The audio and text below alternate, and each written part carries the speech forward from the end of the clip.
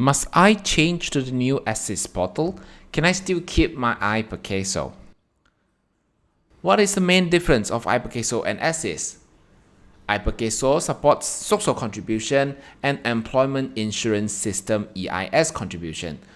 However, the Assist can support Socso, EIS, and also the new Employment Injury EI scheme. This means that if you have a foreign worker, you must use Assist portal. This is Assist portal. Now, Assist portal comprises of 6 main menus. You have to go to this place, My Sites, and you'll see the 6 main menus, which is the first one, Base, second one is Registration, third one is Socso Contribution, fourth is Socso Collection, fifth and sixth is about EIS Contribution and Collection. Why Assist portal is very confusing for many of us is because the way the interface work. If you look at other pages, for example, Socso Collection, the interface is exactly the same. So that is why it caused a lot of confusion when it comes to using of Assist portal. Now, with a simple explanation, you will understand how the whole portal works. Let's go to the first one first. My Sites, let's go to the Base. Base is where you will see all the summaries. So registration information, your contribution and collection information, your EIS contribution and collection information, as well as the document listing. So the main one I want to highlight first is the registration information. There is a new change, which is the foreign employee information, which means that now the Assist also supports EI scheme. And also the one that you use a lot could be the document listing. Why? Because all the documents that you have submitted, including all the receipts, will be here at this column. So you will use this column. Now, every page that you go, always refer to this blue menu. Blue menu is the one that changes according to each page. This white page here doesn't change at all. So you concentrate on this blue menu if you want to know whether you are at the right page or not. So this is Base, which is the first or called the summary page. Here they mention you can change your password. You can check your profiles, employer profiles and your employee profile, and then it also comes with the user menu, which has 157 pages. You can refer yourself later on. The second menu is called the registration page. Now, what does the registration page does? It basically allows you to update your information of employees, your information of the resigned employees, and so forth. So assuming I have a new employee, where should I go? If you press the registration, it will lead you to access denied page, which is stupid. Ignore this registration. Let's go to the third one, update, add new employee. Once you come to this page, you will see your company name here. Press edit, and then you can add your employee on the right hand side.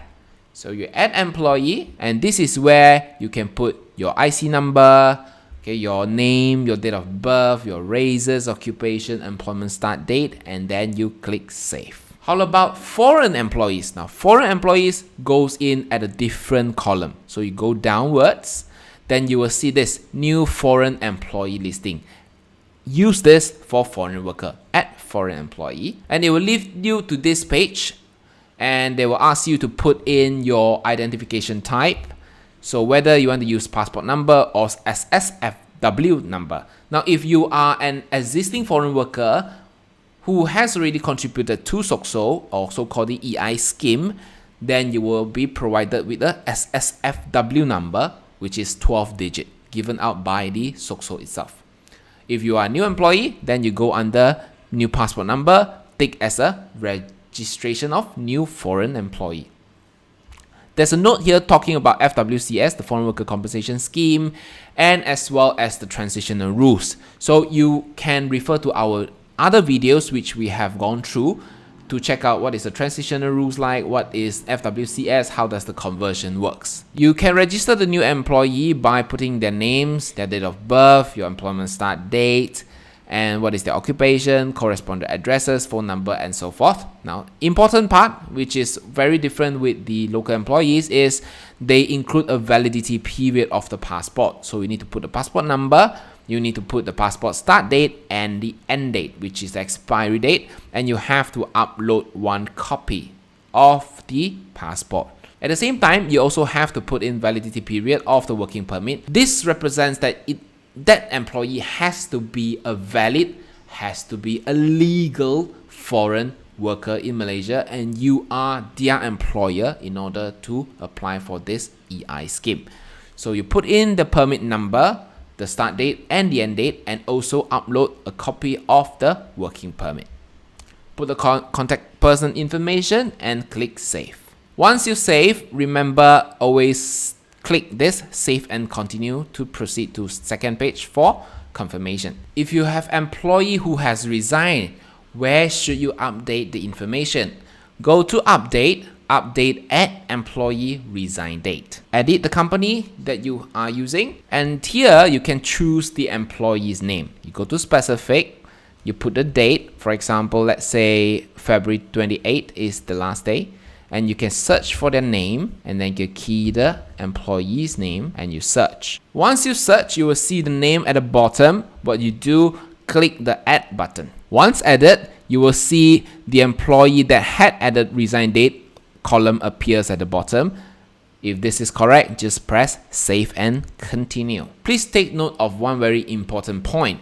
When it comes to Socso and EIS resignation date, these two are separate, which means that after you have updated the Socso employee resign date, you need to update the EIS resign date as well. So here, go to EIS update at employee resign date for EIS. Same thing, click edit, go to employee selection, select, press the name, exactly the same like Socso, search for the employee. At the bottom, you will see the name, you just press add, and then you will see the employee appear here, press save and continue. How do I update my employee's information?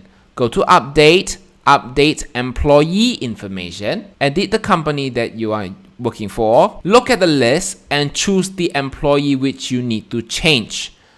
Click edit, change all the necessary items, and then press save. Let's talk about how to do a Socso contribution. Go to my site, go to the third one, Socso contribution. Look at the blue bar, remember look at the blue bar, press employer contribution at contribution portal.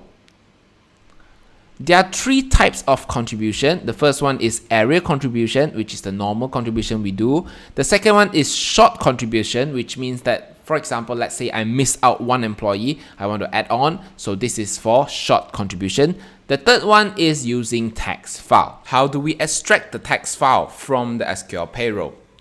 Go to your month end, choose print Socso Borang 8A. On the right hand side, choose submission of Socso's Borang 8A via magnetic media. Click the first one, Socso, and save it to wherever you like. Choose text file and choose the file that you have extracted from SQL payroll earlier and click upload.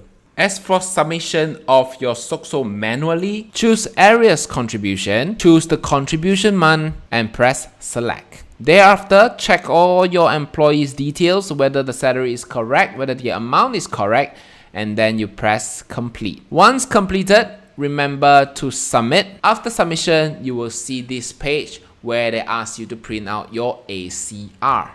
Print out the ACR if you want to pay at the bank or at the Socso counter. If you want to use online banking, you can press process to payment. What happens if I miss out the online payment page? For example, the payment failed, my website crashed. So what should I do? Go to my sites, go to Socso collection. At the Socso collection, you can choose online portal payment, and then you can choose the contribution which you have selected. Just take the action, add to cart, and then proceed to summary and payment. How do we submit our EIS contribution? Go to number 5, EIS contribution. Go to employer contribution data entry. So go to data entry, choose areas contribution, choose the month that you are submitting for, drag until the bottom and you will see all the staff details are there. Just make sure the EIS amount is correct. Then you press complete and then you press submit. Remember to print out the ECR if you want to do manual payment. If you want to go for online payment, you can choose process to payment. Same thing will happen like the Socso. If you miss out that page, go to EIS EIS collection. Go to online portal payment and you will see the EIS item here. Just tick add to cart and proceed to summary and payment. I submitted all the forms, I make payments. Now how do I retrieve my past records? Go to my sites or even go to any sites, any page, my assist. Then you look at document listing here. Press document listing, all the lists are here, all the forms are there. There you go, the most comprehensive assist portal guide that you can find in the internet. Can I still use iPerkeso? If you look at the announcement which was announced by the Perkeso, they mentioned that all the employers are encouraged to use Portal Assist, and you are also advised to convert to Assist in order to avoid any problem in future.